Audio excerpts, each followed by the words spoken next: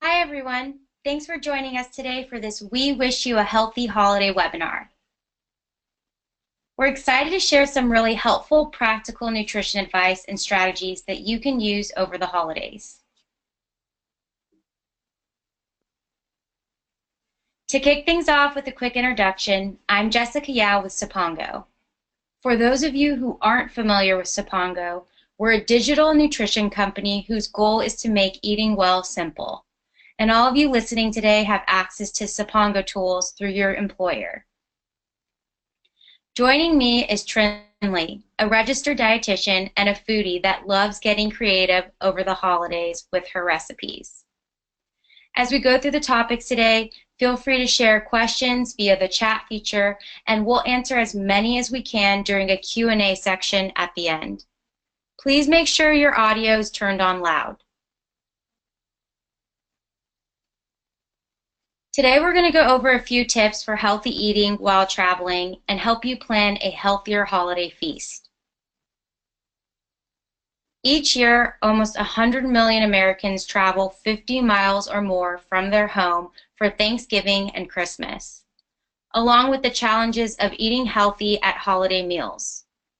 Traveling can also make it hard to stick to your eating plan. It's easy to fall into temptation to eat foods that are convenient but not so great for you. I travel often, especially for work, and I've learned some tricks and tips to stay on the healthy path.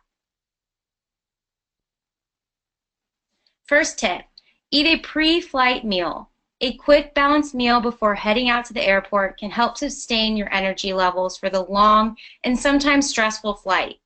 You don't need a fancy feast. A simple sandwich, yogurt topped with granola, avocado toast, or oatmeal will do in a pinch. Next, put food on your packing list. Prioritizing a snack packing list helps you fight hunger and the temptation to purchase airport junk food. You save on money and empty calories. Don't worry, I'll provide with a list of my favorite go-to snacks in the next few slides. At last but not least, bring an empty water bottle. Most of us get dehydrated when flying due to lack of humidity in the cabin air.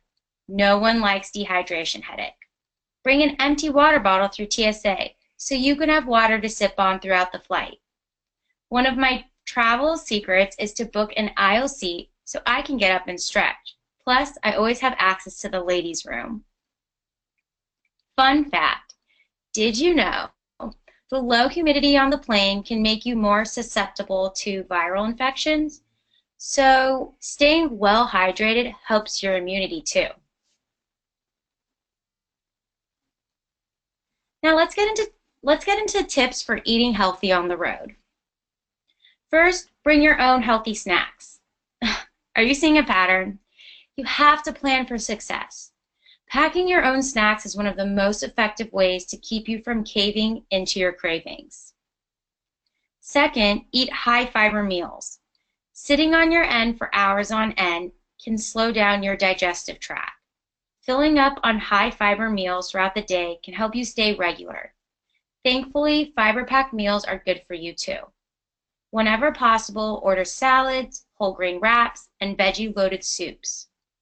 Remember to drink lots of water because water and fiber work better together. Finally, don't overdo the caffeine.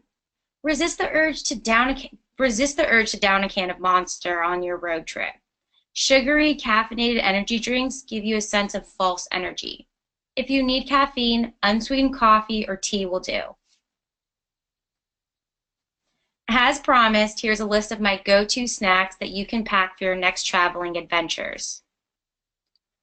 Whole fruits like apples, bananas, clementines are fuss-free. No storage containers required. Dried fruits, nuts, and seeds can be carried in a small zip-top bag. You can even mix dried fruit and nuts for a sweet and salty snack. If you got a savory tooth, peanut butter pretzels, jerky, popcorn, whole grain cereals, or seaweed snacks will hit the spot. Now that I've shared my go-to list of snacks, Trin's going to take it away with how to put a pause on your health goals. Awesome. Jess. Thank you so much for giving us the lowdown on how to eat healthy while traveling. As a dietitian, I've worked with so many folks who say that the holiday season is one of the toughest times of the year to stick with their health goals. And who can blame them? Even if you've successfully sidestepped extra Halloween candy, November and December are packed with irresistible foods. A recent study found that the average American gains about 5 pounds between Thanksgiving and Christmas every single year. This can really add up after a few years, which is why I recommend having a healthy, balanced mindset going into the holidays. It starts by putting a pause on your health goals. Wait, that sounds contradictory. You mean I shouldn't try to eat healthy during the holidays? No, not at all. Putting a pause on your health goals means acknowledging the positive changes you've made during the year. It means you've been working hard on weight loss all year. Your goal right now isn't to keep losing more weight. Your goal is to not gain extra weight from the unique challenges of the holiday season. From my experience, the holidays are also not a good time to start a new health goal. This also means no fasting, drinking detox tea, or engaging in any pre-holiday diet shenanigans. Drastic measures like these can sometimes backfire. They lead you to believe that you can eat as much of whatever you want when the party begins. So I shouldn't view the holidays as a time to just let loose. But Trin, what if I need to follow a strict diet to manage diabetes, kidney disease, or other chronic illnesses? Well, in that case, you should definitely stick with your diet plan. It's prescribed to you for a very specific reason that goes beyond just general wellness, so you need to be more vigilant. As for the rest of us, I want to emphasize having a balanced mindset. You want to enjoy a relatively healthy meal, but also give yourself permission to celebrate with the foods you love, even if you don't consider them to be healthy. Too many of us suffer from food guilt, especially around the holiday season. We obsess over the calories in a slice of chocolate cake instead of savoring the experience of eating a really good dessert. This year, have a plan in place. Your holiday feast should include a lot of healthy stuff, but room for quote-unquote indulgences as well. All right, so let's talk about what that looks like for you and your guests. Here's what it boils down to. Eating a healthier holiday meal isn't too different from eating a healthy meal at any other time of year. It starts by you being mindful about what foods are going onto your plate. Okay, well, what are some foods that should go on my plate? Okay, no surprises here. I think most of you have seen this plate before. It's a super simple strategy to build a well-portioned meal. As long as you don't supersize your plate, that is. I suggest you go for an 8 to 10 inch plate. To build a healthy meal, first go for the non-starchy veggies. Vegetables should take up half of your plate because they're low in calories and packed with nutrients, including fiber. Fiber can help control your appetite because it helps with satiety. You feel fuller and more satisfied with your meal if it's a high fiber one. Second, fill 1/4 of your plate with lean protein. Have a 3 to 4 ounce cooked serving of lean turkey or chicken breast. This should be about the size of your palm. A lean, low sodium ham, beef flank steak, pork roast, or baked fish are also some good choices. Lean protein, like fiber, also helps with your satiety, making it less likely that you'll go back for seconds. Third, save 1/4 of your plate for whole grains or starchy vegetables. This is for your dinner rolls, pasta, rice, quinoa, and of course, mashed potatoes.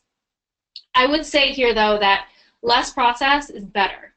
Steer clear of boxed mac and cheese or boxed mashed potatoes since they contain lots of sodium, artificial coloring, and preservatives that you may not want to eat. Finally, allow room for 1 to 2 holiday treats. Yes, my favorite.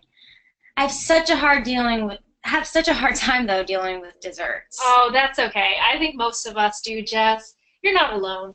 With dessert, I think it's perfectly fine to serve up a full-flavored cheesecake or pumpkin pie. The trick here is to enjoy each bite of dessert slowly and mindfully. You can go back for seconds, but I have a no thirds policy. Okay, but That's just with cake, pies, and cookies, right, Trin? No, that applies to all treats. It includes any sweetened or alcoholic beverages that we commonly drink during the holidays, like eggnog, hot toddies, or apple cider.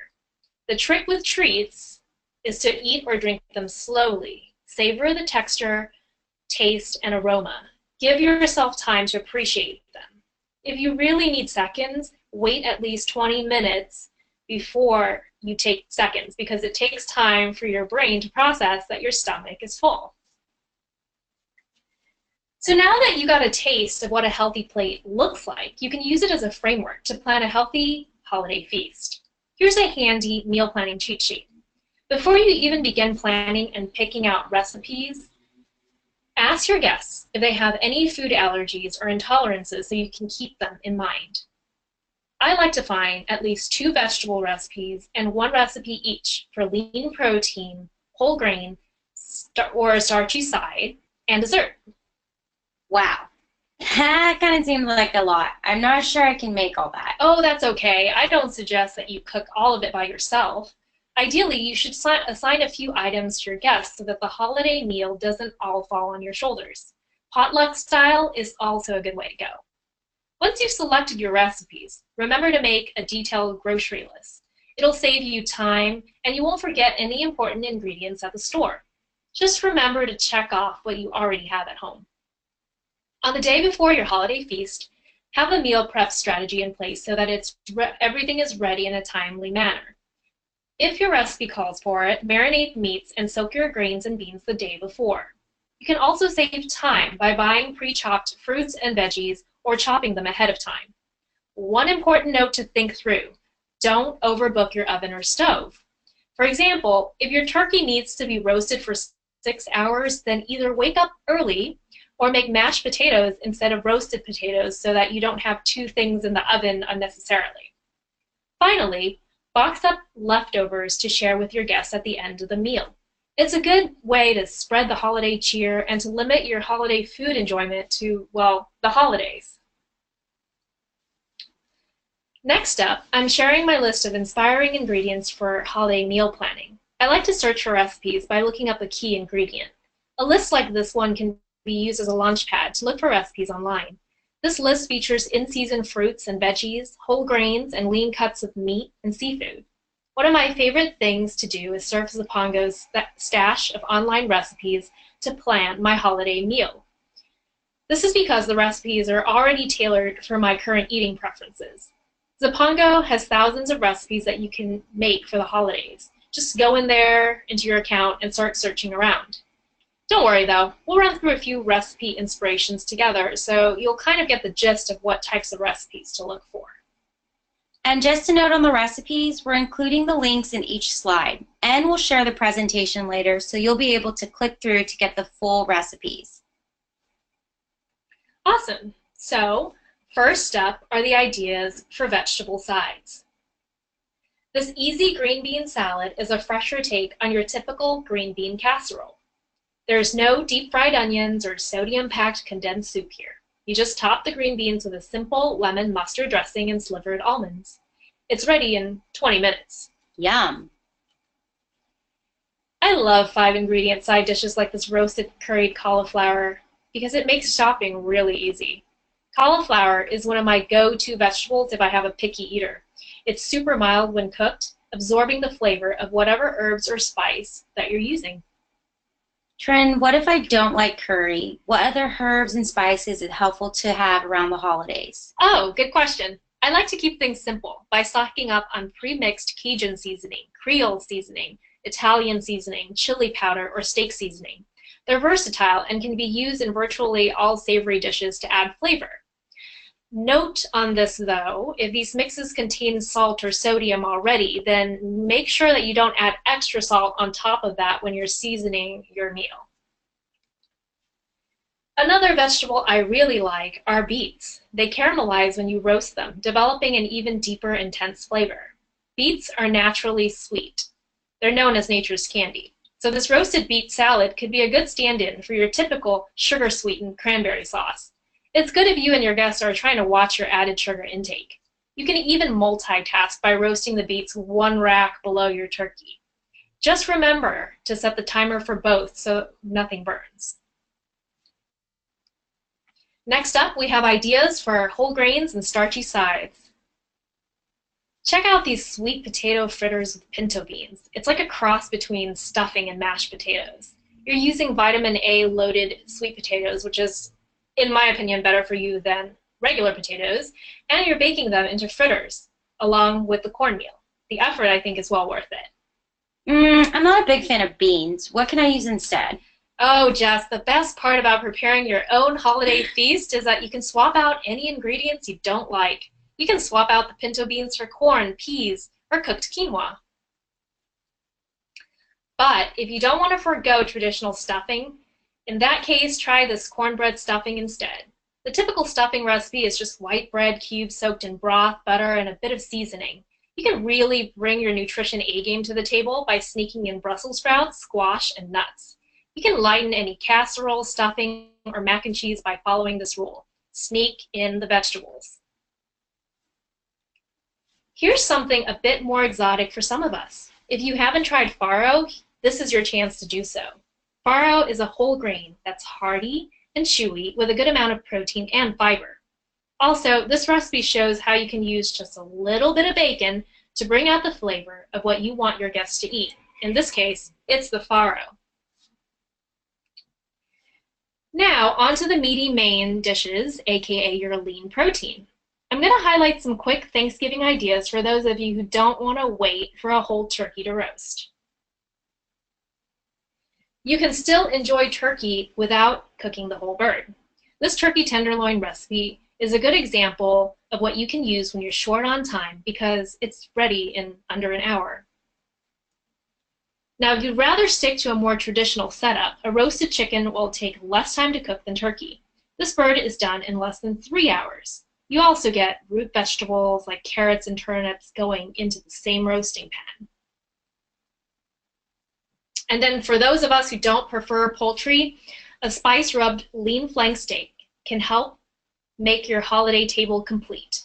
This simple recipe is done in under an hour and contains less saturated fat than prime rib or other cuts of beef that you would serve around the same time of year. And lighter desserts. Didn't you just say we should enjoy our full flavored desserts, Trinh? Yes, I did, and I still stand by it.